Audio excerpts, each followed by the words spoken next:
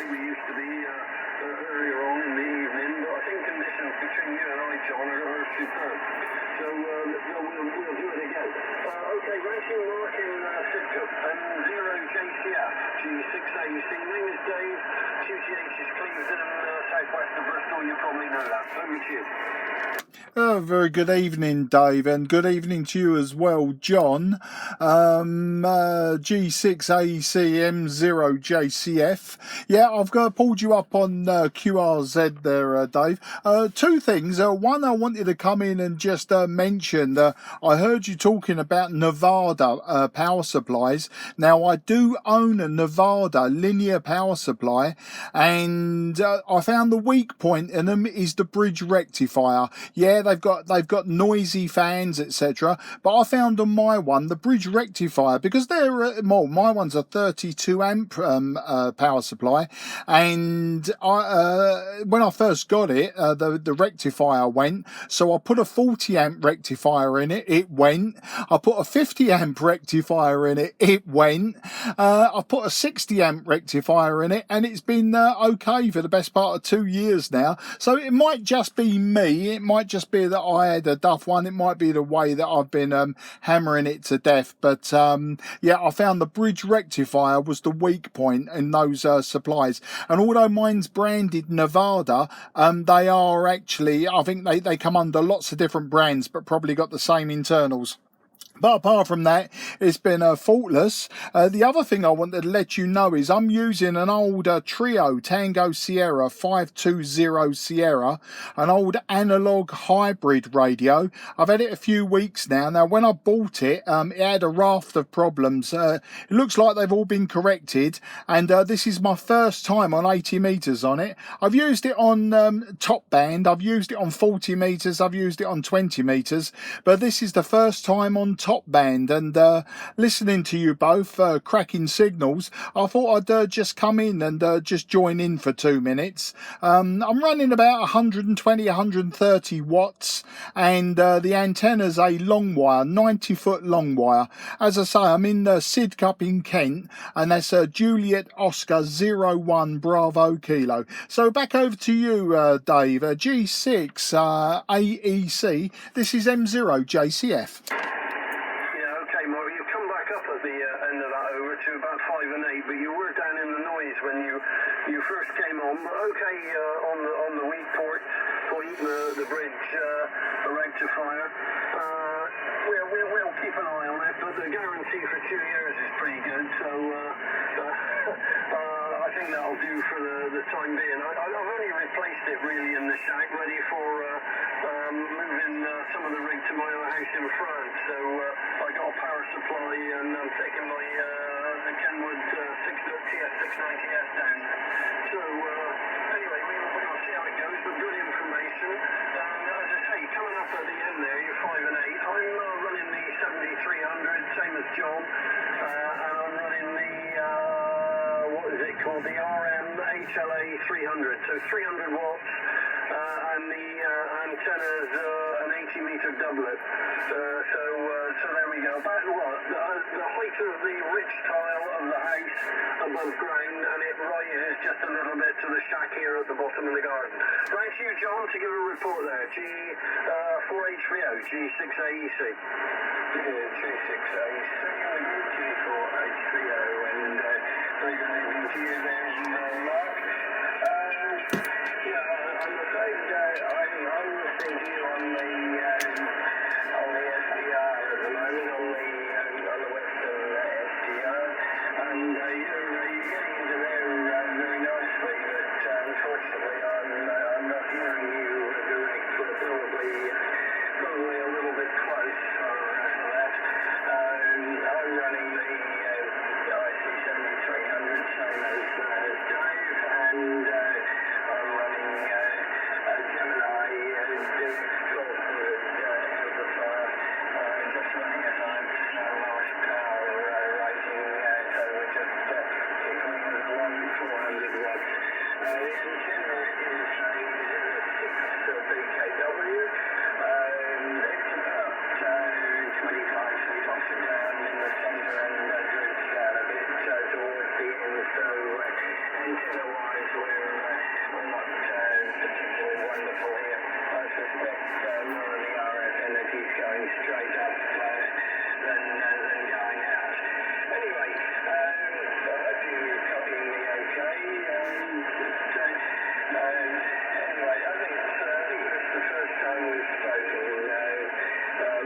Juliet, Charlie Sierra, I think that's correct. Call G4HVO. Yeah, Golf 4 Hotel Victor Oscar. This is Mike 0 Juliet Charlie Foxtrot. I think you just got the last letter wrong there, John, but very nice to speak to you also. John, you're 5 and 9 plus 10 on this old TS520. And Dave, I forgot to give you a report other than you both got cracking signals. You're 5 and 9 plus 20. Both got a little bit of QSB on the signal, which isn't surprising. My antenna also at 80 metres is a very good Envis antenna, and as everyone say, they're cloud warmers and all of that, but it gives me good inter G coverage. It's a lazy man's antenna. I've had long wire antennas up since the 1970s when I was a very, very avid and keen shortwave listener. But yeah, this old radio is just another one. I've got a lot of Kenwoods. I've got about 8 Kenwoods, and I just like to get these old radios. You buy them, don't you, for next to nothing. And yeah, the IC 7300s, 991As, etc. Lovely radios. So many features that I'd get lost in the screen. Normally I'd use a TS520S. I love my DSP Kenwood, but there's something quite magical about these old radios. These are, I mean, this is a hybrid. This isn't pure valve. This is only a valve on the outputs. But you know, to keep these old radios alive and to actually use them, that's my game. I like a bit of restoration and also homebrew. I like to build my own gear as well. But no, it was more a case of getting this together and just using it. And then, of course, when I was spinning across the dial and I heard you both talking about power supplies, I thought, do you know what? I'll just give you the information that I've got. You know what happened to my one. As I say, since I've replaced a rectifier with something a bit more beefy, it's had no problems. And yes, a lot of people complain about the fans on them. I think one mod is to remove the fan completely and just replace it with a continuously running brushless fan, brushless AC or DC fan, but just, you know, have it constantly running, and it can be quieter and that, but yeah, they can be quite noisy. I just also wanted to confirm the frequency as well, so I'll go back down to John, G6AEC, and just confirm the frequency, please. As you can imagine, I'm using an analog dial, and when I've spun it a few times, the calibration goes a little bit off, and I've got me down, going by my eyesight, I've got it down as 3.770. If you could confirm that for me, please, Dave. G6AEC M0JCF. I'll jump in. I thought John might take that then. Well, we're 3772 is the frequency, so you might be a couple of K off there, Lauren. Go ahead. No, you're very correct. I'll tell you for why.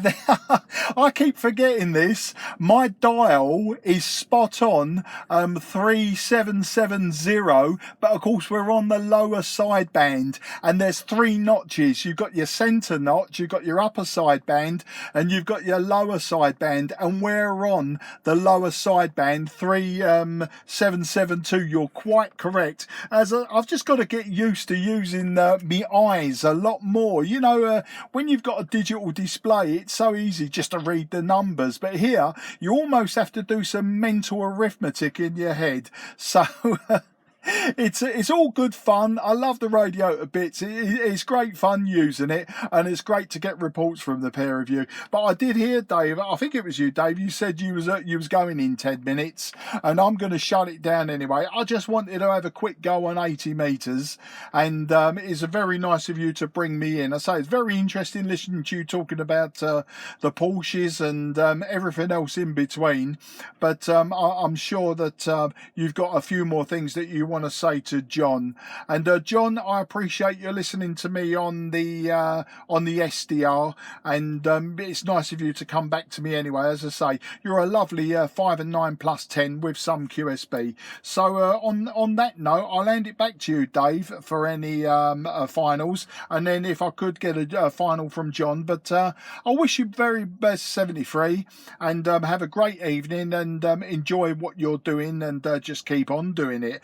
G6AEC M0JCF in company with G4HVO. Yeah, I'll take it.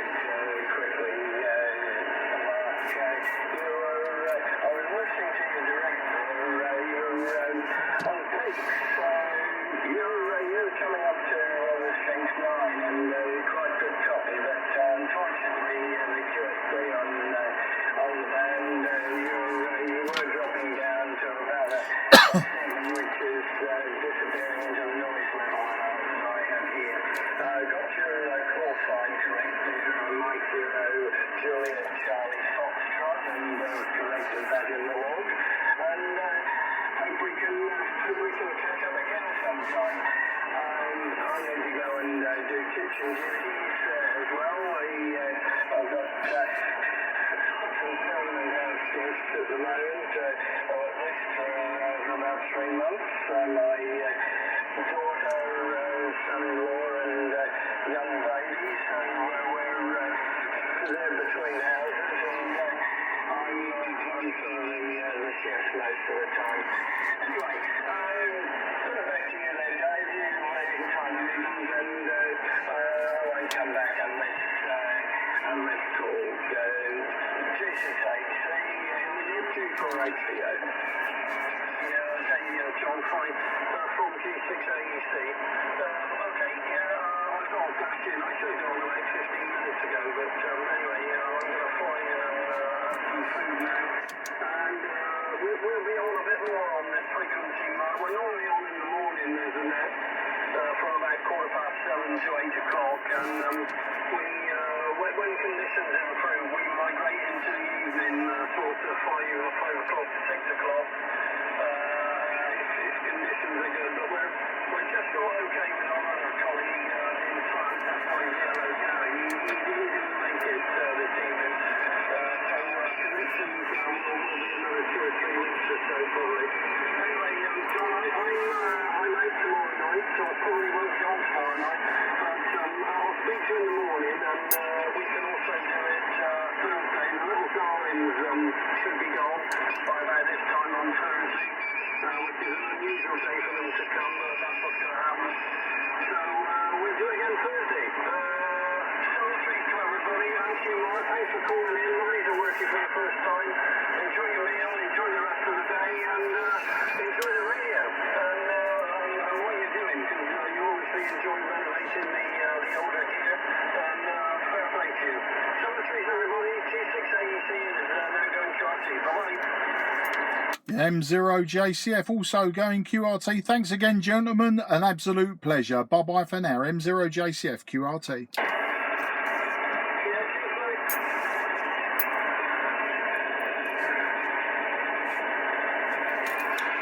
And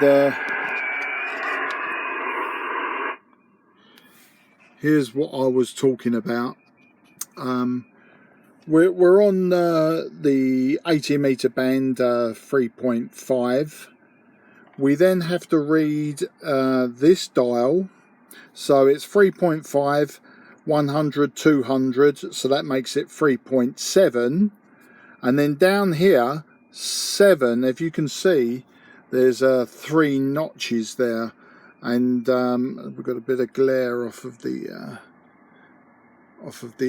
light.